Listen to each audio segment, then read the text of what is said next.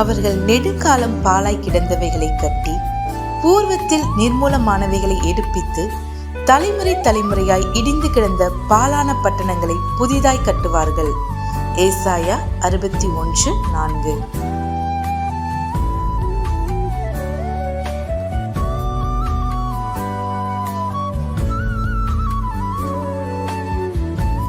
And they shall build the old wastes. They shall raise up the former desolations, and they shall repair the waste cities, the desolations of many generations. Isaiah 61:4.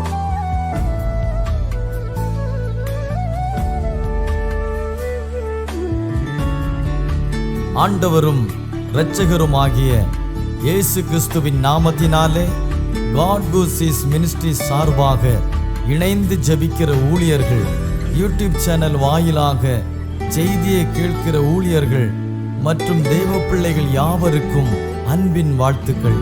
தேவனாகிய கர்த்தர் இந்த மாதத்திலே நம்மை வெற்றி சிறக்க பண்ணுவார் என்பதை உறுதிப்படுத்துகிறேன். தேவனாகிய கர்த்தருடைய கிருபையினாலே கடந்த 4 மாதங்களை கடந்து வந்திருக்கிறோம். சூழ்நிலைகள் நம்மை எத்தனையோ விதங்களிலே சோர்வுக்குள்படுத்தியிருக்கலாம். ஆனாலும் அவை எல்லாவற்றையும் ஜெயிக்க தேவனாகிய கர்த்தர் கிருபை செய்திருக்கிறார். அவருடைய கிருபையும் சமாதானமும் பாதுகாப்பும் தயவும் கடந்த 4 மாதங்களில் இருந்தது போல இந்த 5வது மாதத்திலேயும் உங்களோடும் உங்கள் குடும்பங்களோடும் உங்கள் ஊழியங்களோடும் இருக்க வேண்டும் என்று ஆசீர்வதிக்கிறேன். தேவனாகிய கர்த்தர் நம்மை கொண்டு இந்த மாதத்திலே பெரிய காரியங்களை செய்வாராக. தேவனுடைய ஆசீர்வாதங்களை நாம் ஜெபித்து பெற்றுக்கொள்வோம். கர்த்தர் தாமே பெரிய காரியங்களை செய்வாராக. ஆமென்.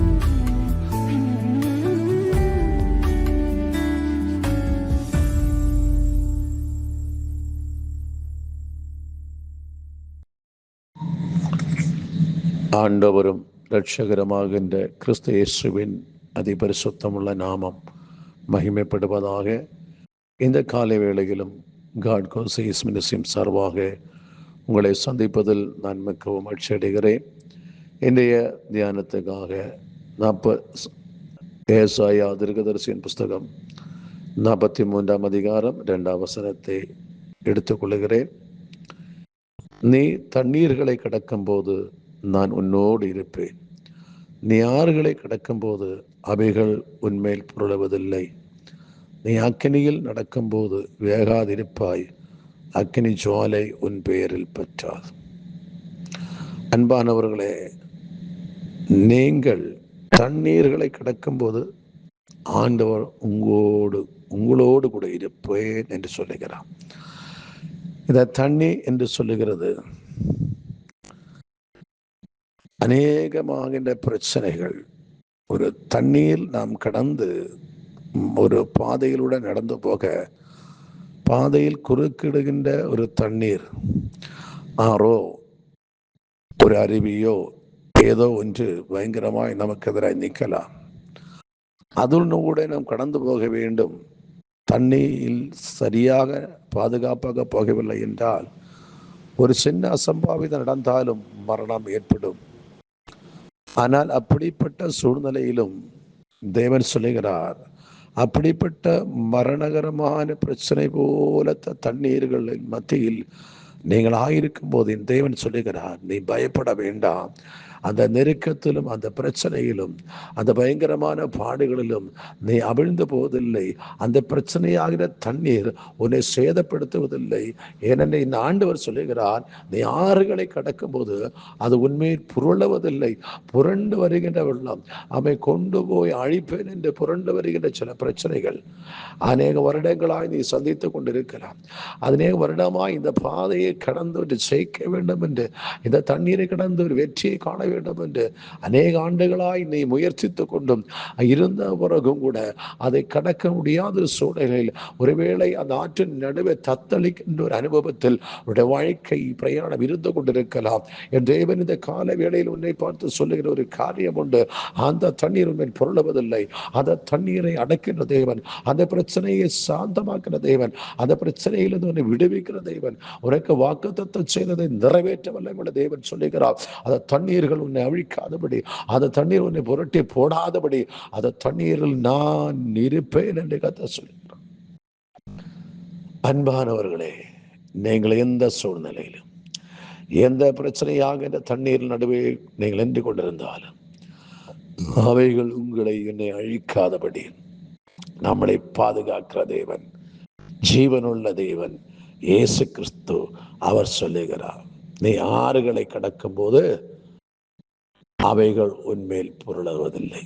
அப்போ புரண்டு வருகின்ற ஆறு, அவை கவிந்தொழுகின்ற தண்ணி, கவிந்தொழுகின்றதான பிரச்சனைகள், ஒன்று மாறி பல பிரச்சனைகள் ஒன்றாய் எதிராய் நம்மளை நெருக்கி கொண்டு அமிழ்த்துவேன் என்று வெள்ளி விழிக்கின்ற, அமிழ்த்துவேன் என்று போராடுகின்ற பொருளாதார சம்பந்தമായ பிரச்சனைகள், வியாதி சம்பந்தமான பிரச்சனைகள், கடன் பிரச்சனை என்ற ஒரு அனுபவங்கள், குடும்பத்தில் பிரிவினை என்ற அனுபவங்கள், வாழ்க்கையை பிடிக்கவில்லை என்று சொல்லுகின்ற அனுபவத்தில் நீங்கள் தள்ளப்பட்டு இருக்கிறீர்கள் என்றாலும் இன்றைக்கு தேவன் சொல்லுகிற நீ பயப்பட தேவையில்லை.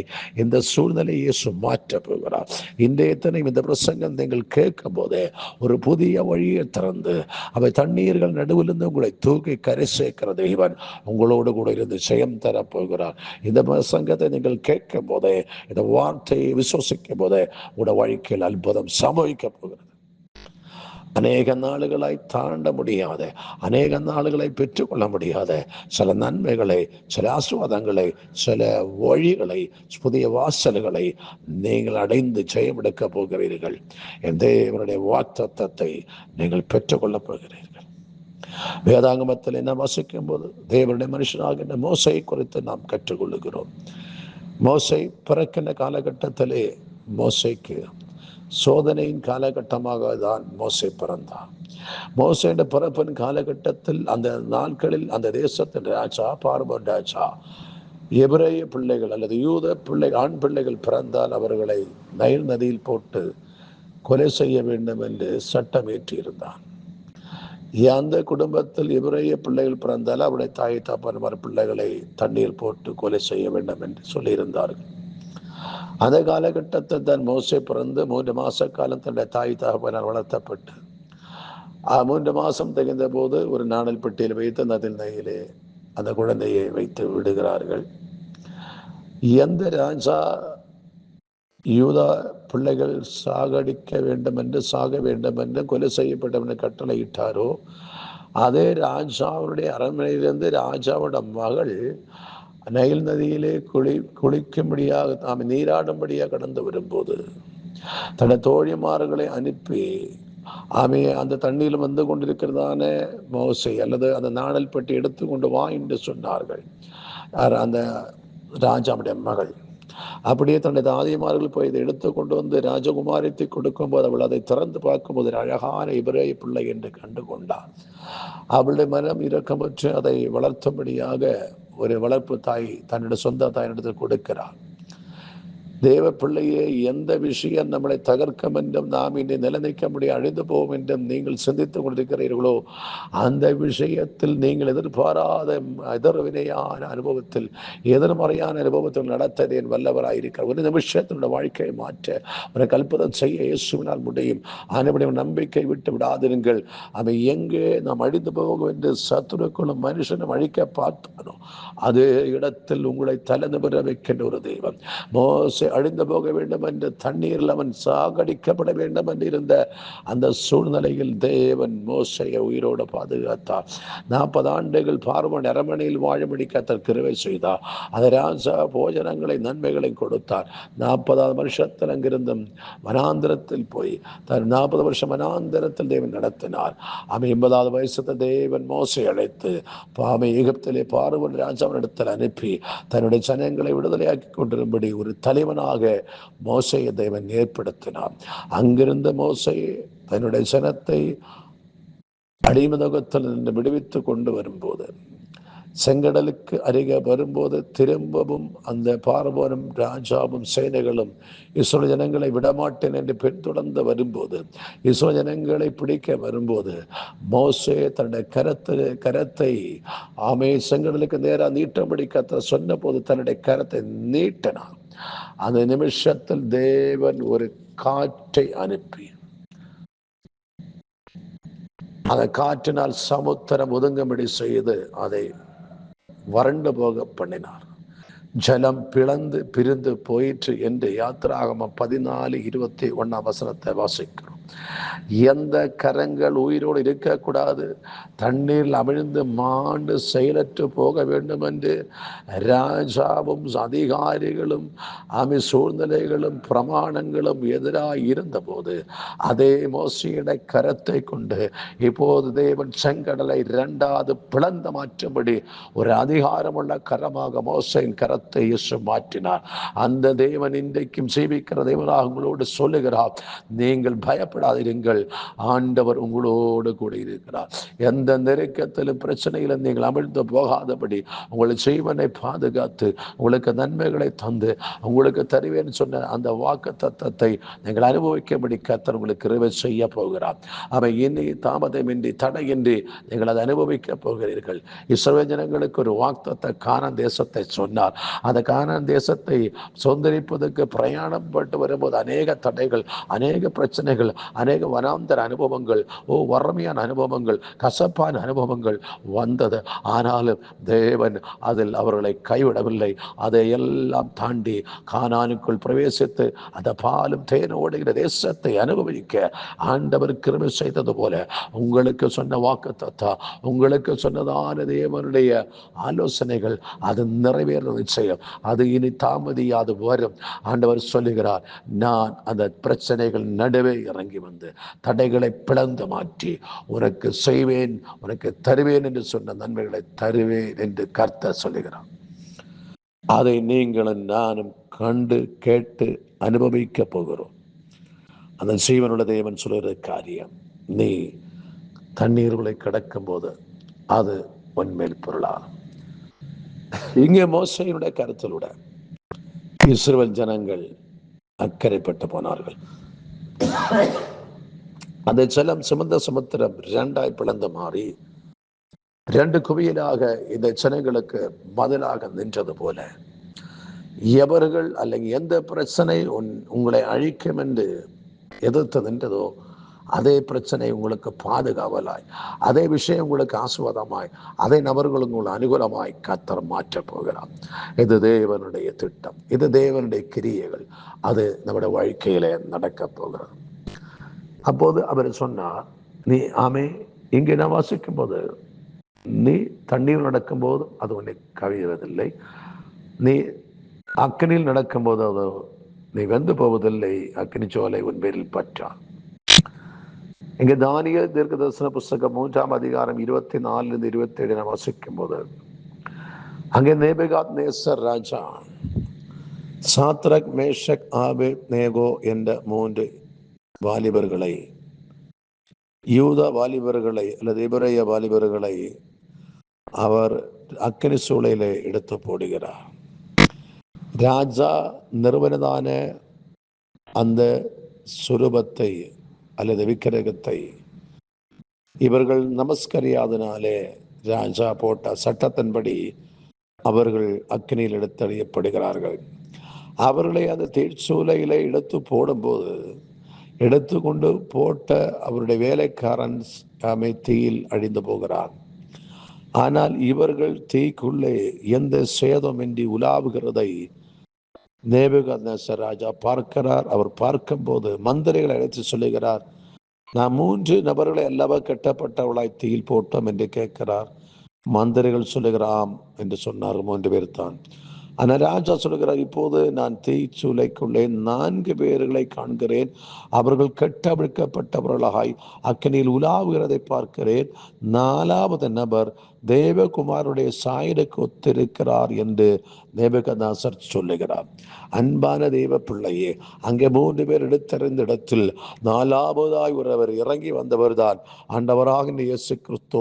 அவர் தன்னை நம்புகின்ற, தன்னை விசுவசிக்கின்ற பிள்ளைகளுக்கு சொன்ன வாக்கு தத்தத்தை நிறவடியாக்கும்படி அங்கே இவர்கள் 3 பேரும் தீயில் விழுவதற்கு முன்பாக இயேசு அந்த தீயில் இறங்கி வந்து அந்த தீயினுடைய வல்லமைகளை அழித்து கொண்டு தன்னுடைய பிள்ளைகளுக்கு எந்த சேதம் இல்லாத பாதுகாத்து அந்த தீ சூளையிலிருந்தும் நேபுகாத்நேசர் ராஜா இவர்களை வெளியே வர சொன்னார். அவர்கள் வெளியே வந்தார்கள்.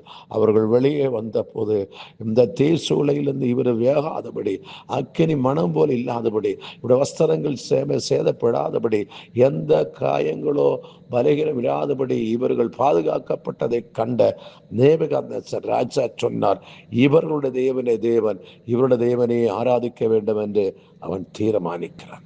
அவன் என்னை கேட்கின்ற அன்பான தெய்வ ஜனங்களே, அன்பானவர்களை நீங்கள் யாராயிருந்தாலும் சரி, இந்த செய்தியை நீங்கள் கேட்கும்போது ஒன்றை நீங்கள் விசுவசிக்க வேண்டும்.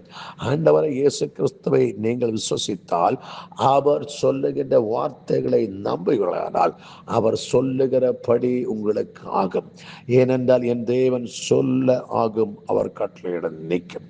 அந்த ஜீவனுள்ள தேவன் இந்த நாளில் சொல்கின்ற காரியம், அநேக வருடங்களாய் தாண்ட முடியாமல் நின்ற, அநேக வருடங்களாய் பெற்றுக்கொள்ள முடியாமல் இருந்த, அநேக வருடங்களாய் செவித்து பதில் இல்லாதிருந்த விஷயத்துக்கு இதோ இந்த பகல்கால விடுதலையை தந்து அந்த எல்லா தடைகளையும் வேதனைகளையும் தண்ணீர் போன்ற அனுபவத்தையும் தீ போன்ற அனுபவத்தையும் செய்து இஸ்ரவேல் ஜனங்களுக்கு தேவன் சொன்ன வாக்தத்தை கானானுக்குள்ளே கொண்டு போனது போல உங்களுடைய வாழ்க்கையில் நீண்ட நாட்களாய் நீங்கள் வாசித்தும் விண்ணப்பித்தும் எதிர்பார்த்தும் இருந்த விஷயத்துக்கு ஆண்டவர் இந்த பகல் காலம் அதுக்கு முன்பாக இன்னைக்கு நல்ல தடைகளை தகர்த்தறிந்து இஸ்ரவேல் ஜனங்கள் அதை தண்ணீர் நடுவே வெட்டாந்தரையில் நடந்து போனது போல அவருடைய வாழ்க்கையில் வந்து எரிகோவை யோர்தானையும் எல்லாம் தகர்த்து அவர்கள் முன்னேறி சென்று தேவன் சொன்ன வாக்தத்த கானானை அவர்கள் அனுபவித்தது போல, வாக்தத்த கானான் என்பது இஸ்ரவேல் ஜனங்களுக்கு தேவன் சொன்ன தேசம், பாலும் தேனும் ஒழுகின்ற ஒரு நல்ல தேசம்.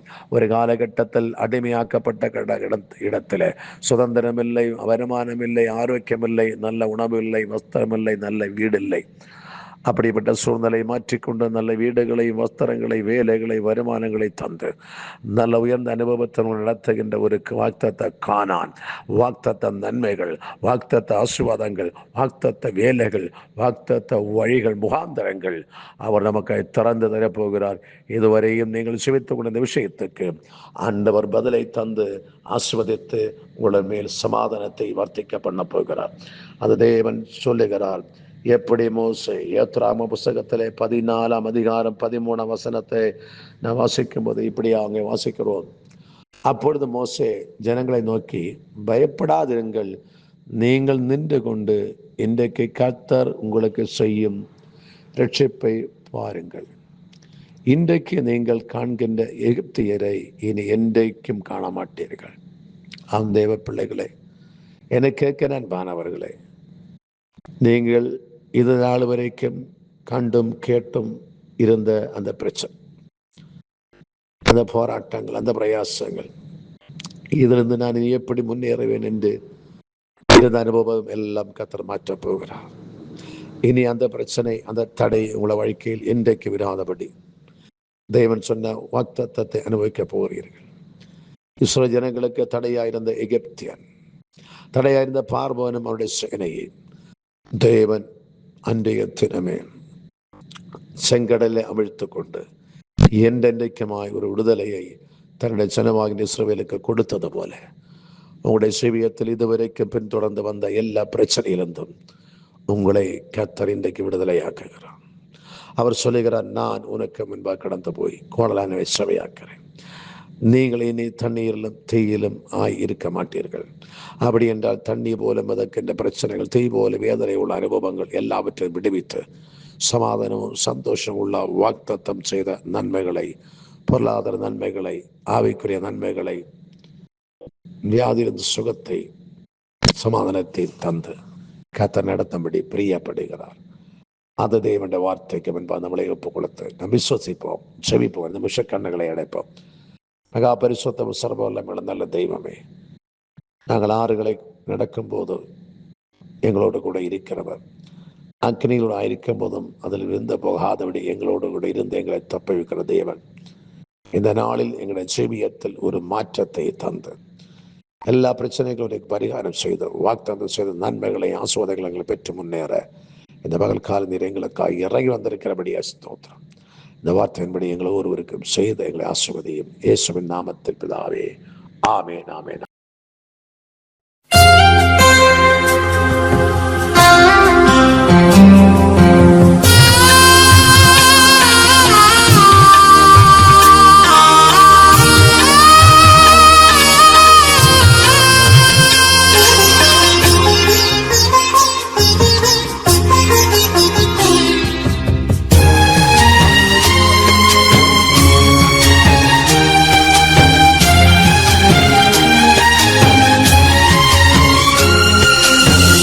நீங்க மட்டும் இல்லேனா எங்கோ நான் சென்றிருப்பேன், எப்படியோ வாழ்ந்திருப்பேன், மண்ணுக்குள்ள போயிருப்பேன், மறந்தும் போயிருப்பார், மறந்தே போயிருப்பார்.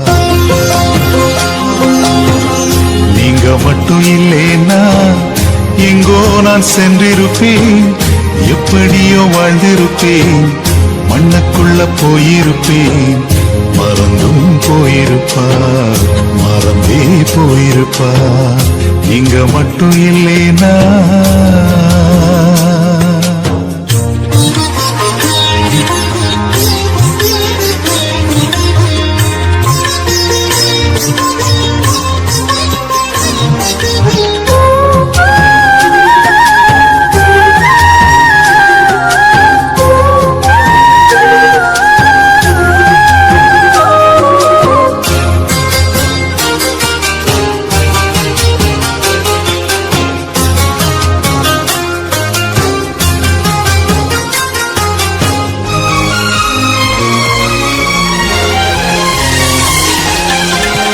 நான் பிறந்த நாள் முதல் இந்த நாள் வரையிலும் ஆதரித்து வந்தீரே, ஆறுதல் தந்தீரே.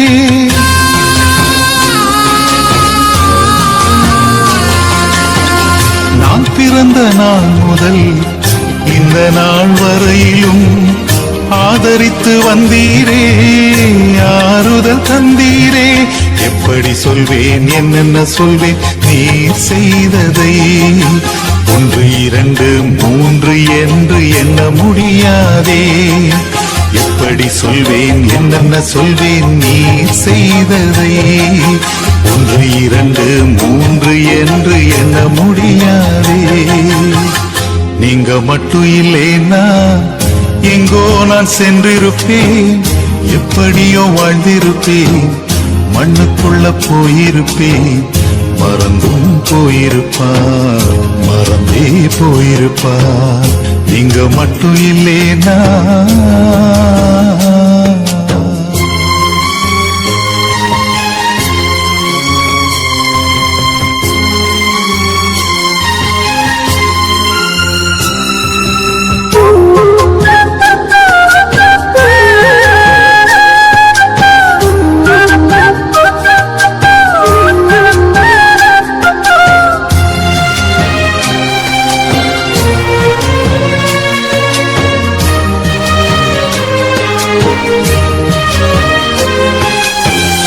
எத்தனையோ கேள்விகள், ஏதேதோ ஏக்கங்கள், சொல்லவும் முடியல, சொல்லி அழ யாரும் இல்ல.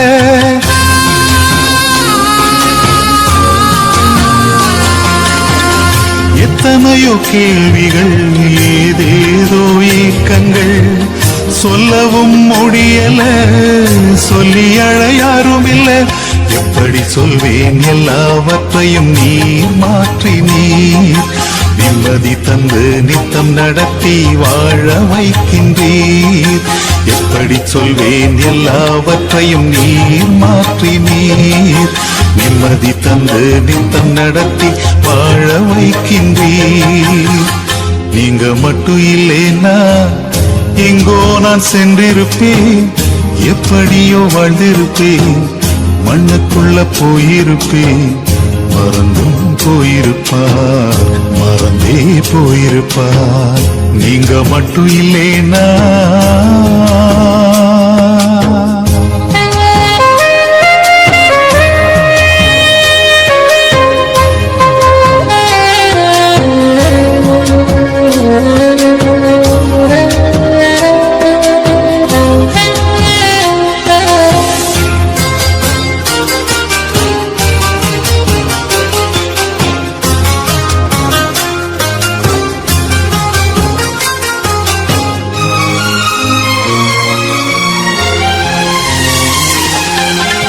சொந்தம் என்று சொல்லிக்கொள்ள யார் யாரோ இங்கு உண்டு, ஏனென்று கேட்டிட யாரும் இங்கே வரவில்லை.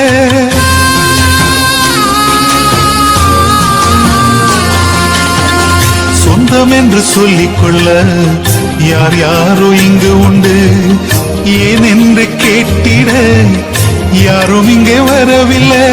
எப்படி சொல்வேன் என்னையும் தேடி நீ வந்ததை, தோளின் மீது சுமந்து கொண்டு நடத்தி வருவதை.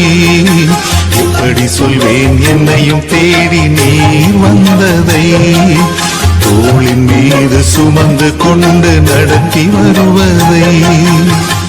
நீங்க மட்டும் இல்லேனா எங்கோ நான் சென்றிருப்பேன், எப்படியோ வாழ்ந்திருப்பேன், மண்ணுக்குள்ள போயிருப்பேன், மறந்தும் போயிருப்பார், மறந்தே போயிருப்பார். நீங்க மட்டும் இல்லேனா எங்கோ நான் சென்றிருப்பேன், எப்படியோ வாழ்ந்திருப்பேன், மண்ணுக்குள்ள போயிருப்பேன், மறந்தும் போயிருப்பார், மறந்தே போயிருப்பார். நீங்க மட்டும் இல்லேனா